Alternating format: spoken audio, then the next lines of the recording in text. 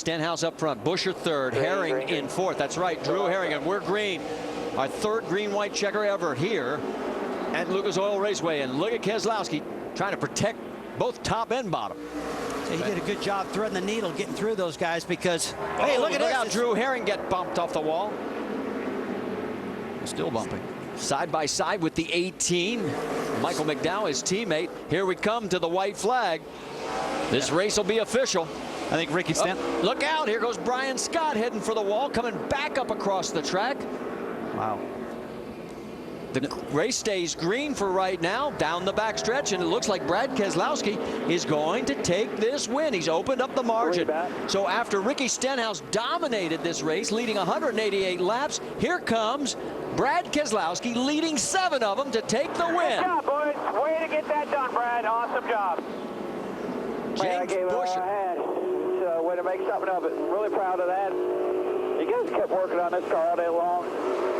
Still got a lot to work on, but we got it done. You guys should be proud of that.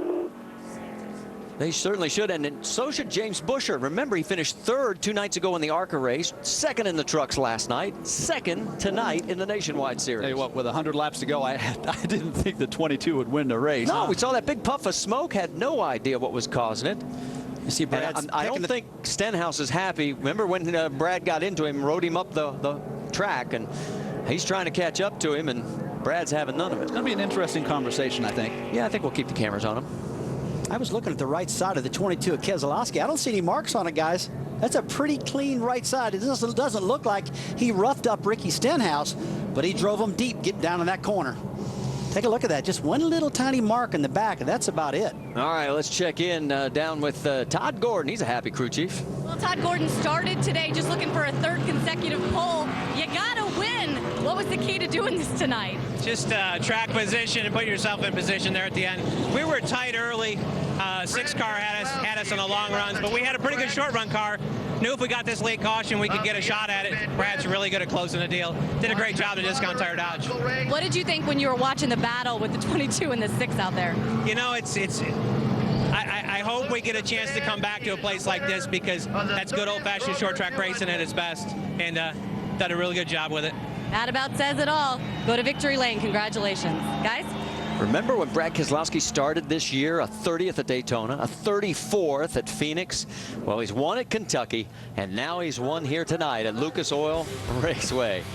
And there he is celebrating in front of this great receptive crowd at Lucas Oil Raceway. Beautiful view from high above.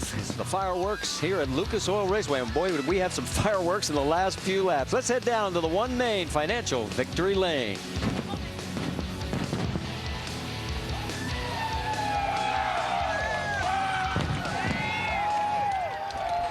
Well, your reigning champ gets his second win of the season, coming right down the street from the Indianapolis Motor Speedway. Brad, okay, 30 minutes of practice in this car today because you're going back and forth. Definitely did not have the dominant car all day, but you were there at the end. Walk me through those last laps. Well, you know, that yellow came out for the wreck, and I was running with 8th, came down pit road, and came back out maybe, I don't know, 8th or 9th again, and just drove through the holes in the traffic, got up to 4th. Marty, the 16 blew up, and it just put us in the right lane. Then the 31, he caught fire. I'd never seen that happen before, so just caught a lot of good breaks today. And, you know, that's what it takes. You know, that we know the Fords have a huge advantage on everybody else right now, but everyone at Dodge, Penske Racing, we're fighting as hard as we can to try to make up for that. We're doing a heck of a job. So proud of everybody in the Discount Tire Dodge, and this win means a lot.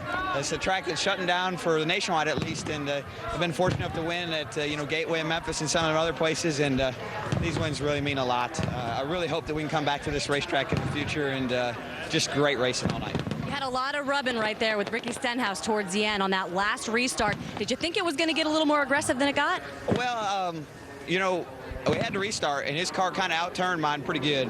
And I knew I had a shot to cross him back over through 2. Pulled the crossover on him and drove down into 3. And, you know, it's just we're all both fighting for the middle. And I took the middle and he took the middle. And we just rubbed a little bit. And, you know, I didn't take him out by any means. Just raced him hard like, you know, I'm sure he'd race me for the win. And he did a heck of a job all night. And Ricky really deserved to win this race with the car he had. But, you know, just things kind of fell our way tonight with the Discount Tire Dodge Challenger. Congratulations and good luck tomorrow at Indianapolis. Rick? Standing by with Elliott Sadler, and I think this one hurts even more than last week. Take us through those last laps and what happened. I don't know what happened. We were running third on the restart, and the 31 caught on fire.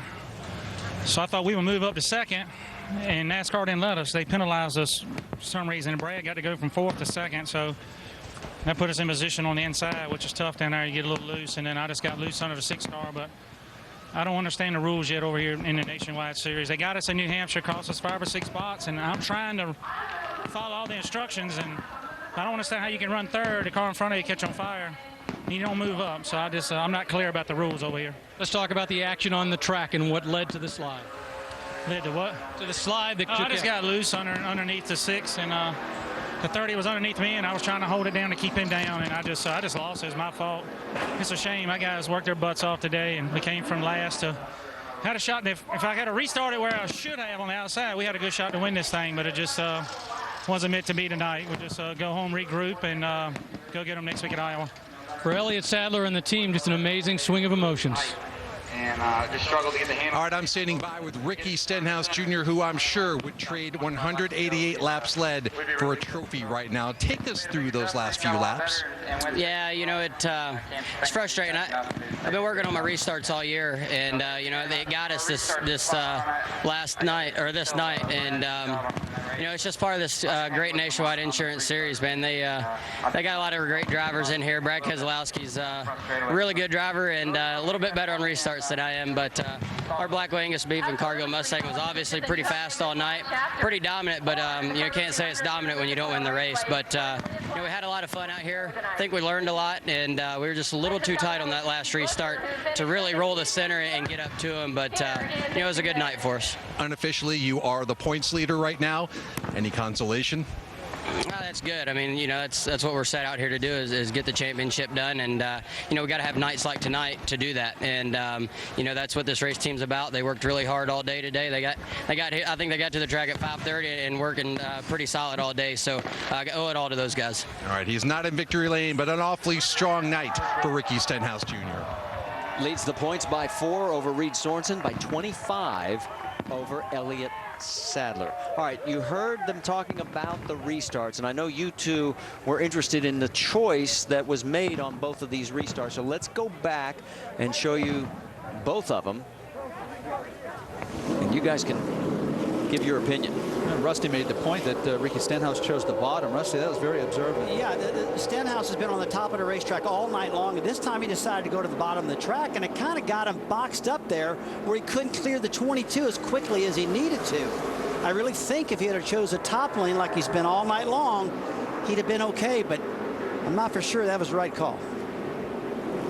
Then here was the last one where he is back on the high side. Now he gets it right, but the restart, he just didn't get cleared because Boucher's down there. Now I got kind of 3 wide.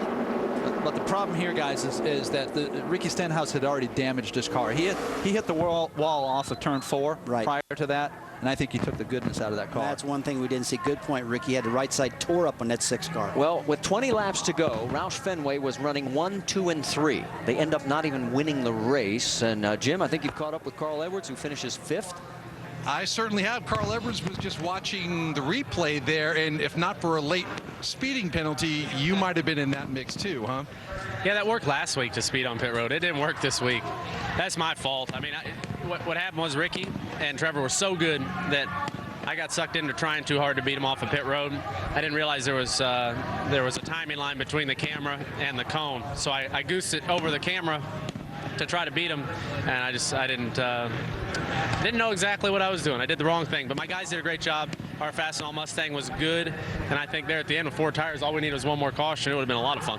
And now it's back to the Brickyard. How are you shaping up for tomorrow? I think we're going to be pretty good. We've got the Ortho Fusion over there, qualified really well. All the Roush cars are good. That FR9 power is huge over there. So hopefully we'll go over there and have a good run. And now we'll try really hard not to speed on pit road. That would be bad, dude. 3 races in a row. So there you go. You heard it. A promise from Carl Edwards. I'll try.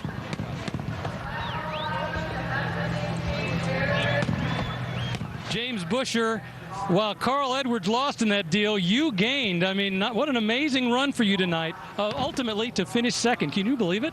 It definitely was a really good run for us and a great weekend. 3 top 3s. I can't really complain about that weekend. Turner Motorsports brought great cars for me all weekend. And you just saw the restart. Let's talk about the restart. Did you think you had anything to pull off the victory?